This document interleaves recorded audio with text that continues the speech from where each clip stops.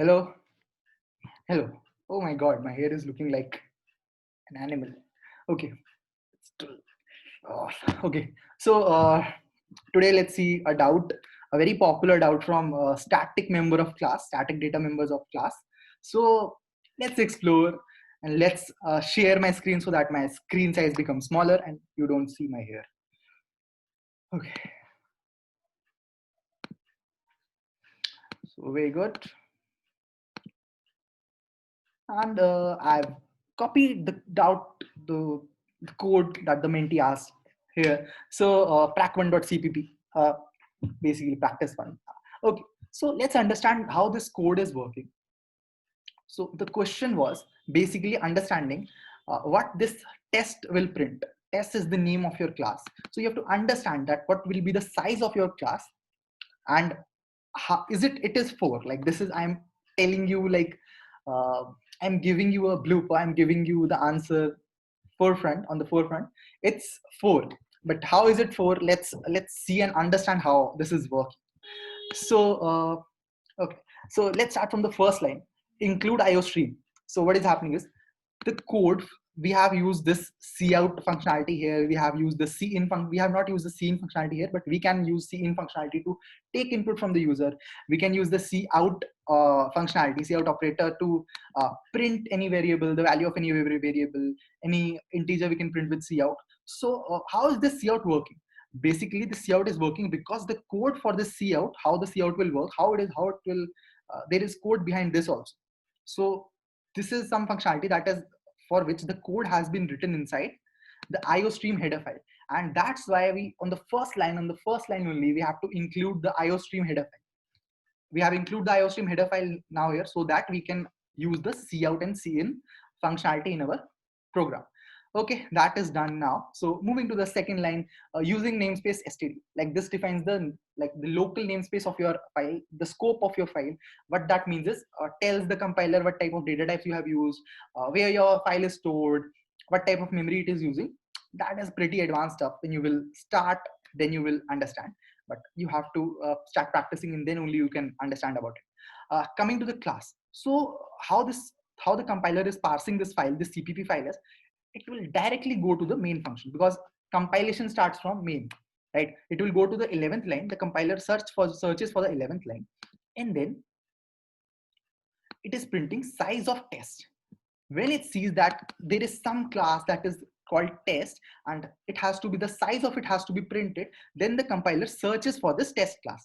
Okay, then it finds the test class at line 3. First of all, I should tell you one thing, that what is a class, what is an object. So a class, telling it everything from a program is tough, but let's try. So a class is a blueprint. An object uh, is the thing that you make out of that blueprint. For example, if I have a map of how my house will look, my house will look like a fort, right? It will look like a palace, a fort of a king. So I will prepare a map. I will write something that it will have 50 doors, it will have a lake with crocodiles. So that is all, that is my imagination, and I write it down, I jot it down, and that is my map. So that is a class. It tells you what all things your object will have. Also here we have not created any object, but still I'm telling you because you should know just a background. Okay, so that is a class, it's a blueprint. So our test class contains, and this public means that whatever is inside that public, this and this line is inside the public. So whatever data member and member functions are inside the public, they can be used outside the class, right? So as this is public, hence only you are able to use this I data member outside the class. This is the scope of the class. This bracket to this bracket, line 3 to line 6 is the scope of your class. Your class ends at line 7. But how are we using this I static data member? Why is this static? Because static is written here. So how are we using the static data member outside the class? Because of this public. So this is the role of this public. Coming to this static int type. So what is static? In a class, when you add a static keyword before any variable, what happens is that it is not counted in the memory of that class or of the object that is created from. It is created in a separate memory, not in the memory of class or an object. So whatever will be the size of your class, An object, this I static data member, which is an integer data member, will not be part of it. Okay, that is clear. I hope this thing is clear. And then there is an integer I. This is a normal data member. So what static means is that that memory is like common for all objects, and that can be referenced by a class. So see, here also we are referencing this using a scope resolution operator and the class. Here we can also update it, make it 1 or something. But what I want you to know is that this making this static, what it does is that we cannot how to say, yes, this does not take any memory in your object or the class. Okay, I hope this is clear. Okay, so coming to this, this is an data member, integer data member of your class, and it will take memory inside your class, inside your object. Now what will happen is, when it will print the test class, it will see what are the data members that are not static inside. So it sees that this is static, so cut this. It will not be a part of the memory, but this will be, and this is an integer data member. It is of 4 bytes. 1 byte is 8 bits, and this is 4 bytes. So till now, whatever is the size of our class, it's 4 bytes. Okay. So it will print 4 and then return 0. Return 0 means successful termination. And why is we are returning 0? Because in our main function, main is a function, this is a function, and we have a return type.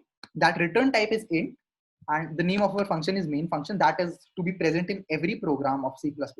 It's necessary because that is the program from which compilation starts. And this int is the return type. What this return type means is that in the end, after your program has been done, it will return some integer value. If here was void, which don't do because main should not be void, so then we don't need to write any of the state. But as here is int, so in the end we have to write a return 0. And why only 0? Because 0 stands for successful compilation in the standard. Okay, I hope it is clear.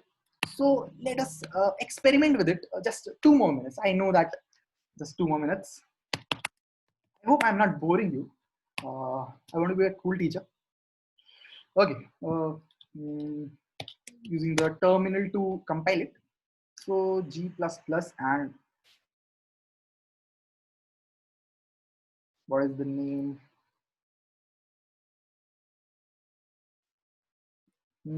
What is the name of this? Track 1.